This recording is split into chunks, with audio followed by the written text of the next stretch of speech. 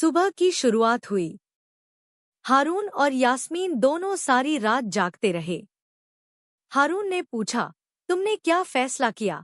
यास्मीन ने कहा, तुम बैठो, मैं जाकर देख लेता हूँ। हारून अपने बेटे के पास गया। बच्चे को गोद में उठाया और प्यार से कहा, आओ बाबा के पास आओ। शाबाश मेरे हैंडसम बेटे, तुम्हारे बाबा तुम्हें हर बुराई से बचाएंगे। उसके लिए जो करना पड़ा, करेंगे। और सबसे बड़ी बात, तुम्हारे बाबा तुमसे कभी झूठ नहीं बोलेंगे। इस दुनिया में सबसे ज्यादा तुम अपने बाबा पर ही भरोसा करोगे। जो मैंने झेला है, वो तुम्हारे साथ नहीं आने दूंगा। रेस्टोरेंट में हारून गुमसुम बैठा था। उसके दोस्त ने पूछा, हारून, इतने परेशान क्यों हो?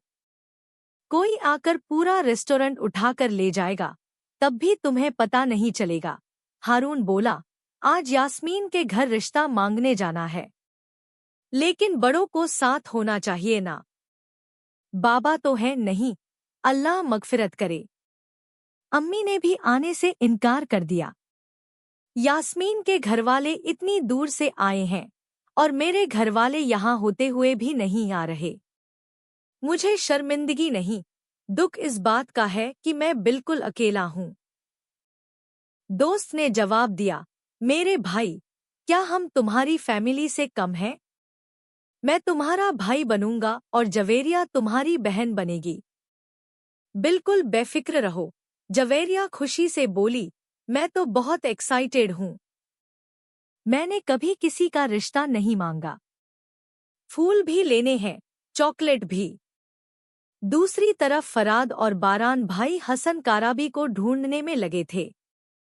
फराद ने कहा, बाबा इस टॉपिक को मत छेड़ो। धोखे में रखने वालों के बारे में बात नहीं करनी। अभी हमारा मसला कुछ और है। हमें हसन को जल्द से जल्द ढूंढना है। जहां जहां वो जा सकता है, देखो। जिस को उसने सलाम भी किया है, उससे बात करो। जरूर कोई जानने वाला मिलेगा। बारान बोला, मैंने पहले ही सब आदमियों को खबर दे दी है। सब चारों तरफ ढूंढ रहे हैं उसे। जल्द पता चल जाएगा कि वो किस बिल में छुपा है। उस गद्दार को सजा दिए बगैर मुझे चैन नहीं मिलेगा। हसन अपने जानने वालों को फोन करने की कोशिश कर रहा था।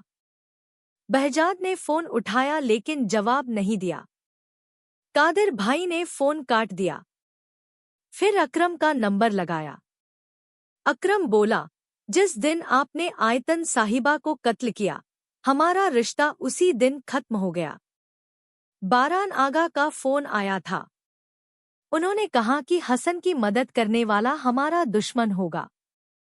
मेरी भाइयों वाली नसीहत है, खुद को बारान आगा के हवाले कर दो, वरना हम भी तुम्हें गोली मार देंगे। हसन अकेला और बेबस रह गया। यास्मीन और हारून एक खूबसूरत शाम की तैयारी में थे। यास्मीन ने सूप बनाया। हारून बोला, क्या शादी के बाद भी तुम मेरे लिए ऐसे मज़ेदार खाने बनाती रहोगी? यास्मीन मुस्कुराई, मैं इससे भी ज्यादा मज़ेदार खाने बनाऊंगी। तभी दोस्त आ गए और सब मिलकर यास्मीन के घर रिश्ता मांगने निकल पड़े। एक गहरी बातचीत हुई। यास्मीन ने पूछा, क्या इंसान बुरा पैदा होता है या बुरा बन जाता है? हारून बोला, बुराई एक इंतखाब है। हर किसी के पास बुरा करने की कोई ना कोई वजह होती है।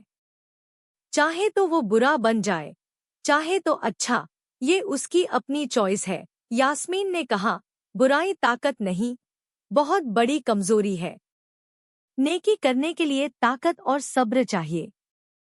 हारून ने यास्मीन की तारीफ की, तुमने कितना कुछ सहा, कितनी अज़ियत देखी।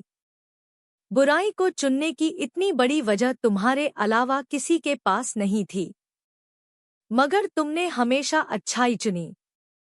तुमने दिलान को माफ किया, किसी का दिल नहीं तोड़ा।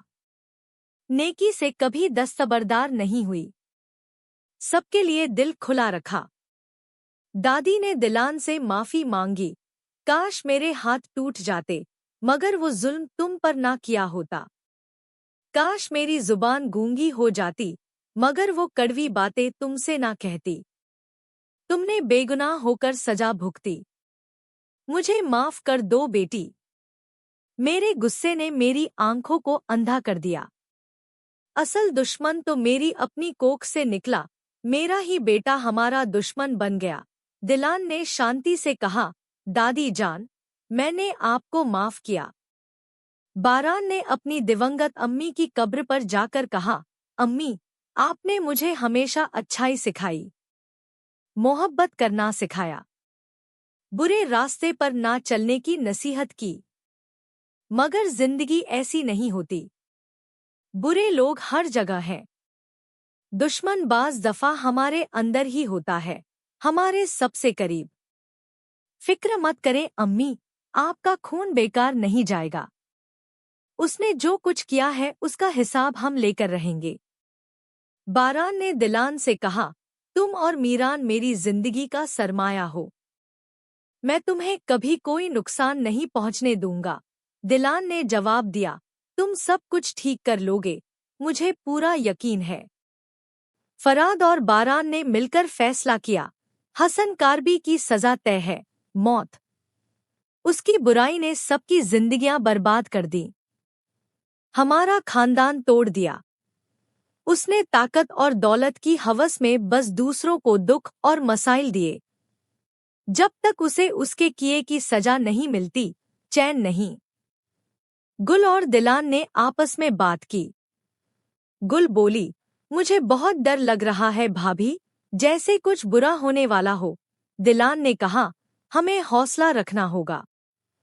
बारान और फरात उसका पीछा आसानी से नहीं छोड़ेंगे। बाबा ने दिलान को सच बताया, उसने जानबूझकर मुझे गलत दवाओं से मफलूज रखा, मुझे व्हीलचेयर पर बेबस बनाकर रखा। उसने मेरे बेटों से मुझे धमकाया। मैं इतने सालों तक उसकी तमाम धमकियां सुनता रहा और जुल्म सहता रहा। मगर मैं नहीं चाहता था कि बारान के दिल में नफरत और बढ़े, इसलिए सच छुपाता रहा। दिलान ने कहा, सच छुपाना हमेशा बड़े मसाइल पैदा करता है। बाबा बोले, कुछ मत कहो बेटी, बस मुझे समझ लो, यही काफी है। आखिर में दिलान डरी हुई बोली, जिसका डर था वही हो गया। फरात और बारान भाई ने अम्मी की कब्र पर जाकर इंतकाम की कसम खा ली है। वो चाचा को मार डालेंगे,